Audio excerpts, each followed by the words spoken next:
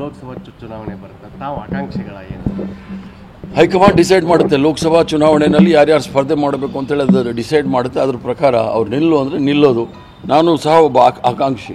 ಅಲ್ಪಸಂಖ್ಯಾತ ಹಿಂದುಳಿದ ವರ್ಗಗಳ ಸಮಾವೇಶ ಸಿದ್ಧತೆ ಮಾಡ್ಕೊಂಡಿದ್ದಾರಾ ಅಂತ ತಾವೇನಾದರೂ? ಈಗ ಅಲ್ಪಸಂಖ್ಯಾತರು ಹಿಂದುಳಿದ ವರ್ಗದಲ್ಲೂ ಸಹ ಈಗಾಗಲೇ ನಾನು ಭಾಳ ಸಲ ಹೇಳಿದ್ದೀನಿ, 197 ಕಾಯಕ ಸಮಾಜದಲ್ಲಿ ಒಂದು 4-5 ಸಮಾಜಕ್ಕೆ ಮಾತ್ರ ಅನುಕೂಲ ಆಗಿರ್ತಕ್ಕಂಥದ್ದು. ಪ್ರತಿಯೊಂದು ಸಮಾಜದವ್ರಿಗೂ ಸಹ ಅವರು MLA MP ಬಿಟ್ಬಿಡಿ, ಅವ್ರೇನು ಆಸೆ ಇಟ್ಕೊಂಡಿರಲ್ಲ. ಸರ್ಕಾರಿ ನೌಕರಿಗಳಲ್ಲಿ ಸುಮಾರು 197 ಕಾಯಕ ಸಮಾಜದಲ್ಲಿ ಸುಮಾರು 106 ಸಮಾಜದವರು ಒಂದು ಸರ್ಕಾರಿ ನೌಕರಿ ತೆಗೆದುಕೊಂಡಿಲ್ಲ 75 ವರ್ಷ ಆದ್ರೂ. ಅವರ ಪರ ಹೋರಾಟ ಆಗಬೇಕು ಅಂತೇಳಿ ನಮ್ಮೆಲ್ಲರ ಇಚ್ಛೆ. ಅದು ಬಾಕಿ ಚುನಾವಣೆ ಬರುತ್ತೆ ಹೋಗುತ್ತೆ, ಅದು ಬೇರೆ ಪ್ರಶ್ನೆ. ಸ್ವತಂತ್ರ ಹೋರಾಟದ ಆಶಯಗಳನ್ನು ಸಂಪೂರ್ಣವಾಗಿ ಅನುಷ್ಠಾನಕ್ಕೆ ಬರಬೇಕಾದ್ರೆ ಎಲ್ರಿಗೂ ಸಹ ಸಮಾಜದ ಕಟ್ಟಕಡೆಯ ವ್ಯಕ್ತಿಯ ಸಮಸ್ಯೆಯೂ ಸಹ ಬಗೆಹರಿಸಲಿಕ್ಕೋಸ್ಕರನೇ ಸಂವಿಧಾನ ಮತ್ತು ಪ್ರಜಾಪ್ರಭುತ್ವ ಇರ್ತಕ್ಕಂಥದ್ದು. ಇಂಡಿಯಾ ಮೈತ್ರಿ ಒಕ್ಕೂಟದಿಂದ ಮಲ್ಲಿಕಾರ್ಜುನ್ ಖರ್ಗೆ ಅವರು